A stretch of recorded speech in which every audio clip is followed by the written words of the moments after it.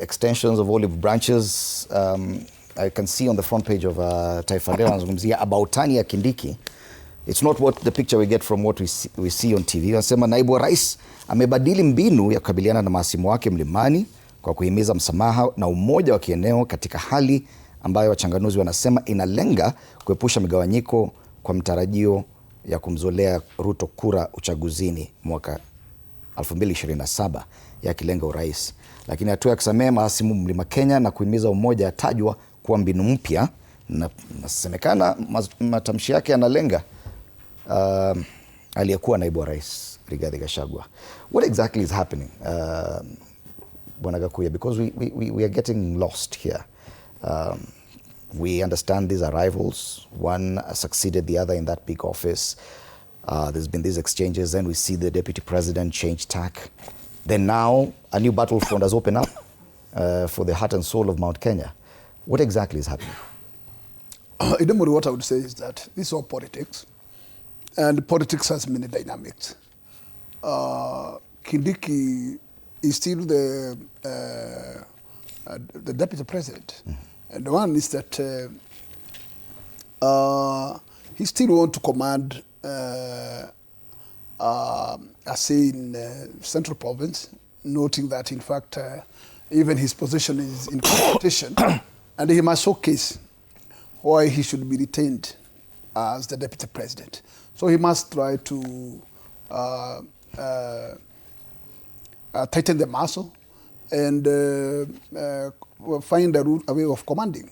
If we can be able to manage to secure the position he's referring to as a by-election or Kalau, still he will be solidifying his base and he will be also solidifying his, securing his retainer as a running mate in the coming election. But this does not mean that whether we have what we call issues in what we call political battlefield, that does not mean that he's a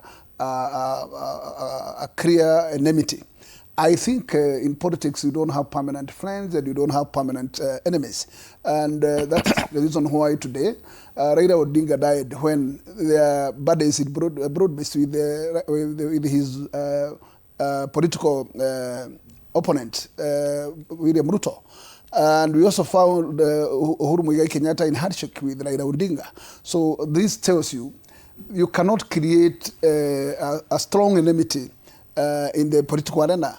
And this is it. You should compete as a healthy competition. A few weeks back, it was all salvos go between the two. What has changed? They've just come to the realization that there are no permanent enemies. What I can tell you, it might be seen from the cameras as if it is a big political battle. But in the real sense, politicians who does that during the day, in the evening you find them dining together. And that's how it should be. Are you suggesting that these two politicians could probably in the near future work together or find a working formula? Today I will tell you that in fact nothing will change. Kindiki will remain a son of Mount Kenya and Gachagua will still remain the son of Mount Kenya. This will never change. What will change is that in fact they are not fighting from one end. One is fighting from a particular corner of a political corner, and the other one is fighting for another political corner. But that does not mean that this guy, the two, does not belong from one region. They belong from one region at the end, at the tail end. Right. We have seen the other day former president almost handshaking with the Gachagua, an element where many would not feel that it was possible. But it is possible. There's nothing impossible in politics. And this is what I would like to say. And even as we are moving to Olokarau today for this big day value, I don't think that actually it should be highlighted to be life and death, because this is a matter where one of us has gone. We should give his last departure a respect. I don't think you can expect any chaos there. Let us handle matters how it should be, and we should empty what we or should completely desist from politicizing matters that does not give any single price. What is wrong with the Gachagua attending a burial of one of his own from his region? This is and what is wrong with the head of state from being in attendance of such a body? It does not mean these guys even to see face to face. That's a do-die. Okay. I don't think so. But if we may stick to this Abautani ambayo Kindiki inasemekana amepiga Abautani, unaisikia hiyo Abautani kwa sauti ya nani ya Bwana Gakuya hapa?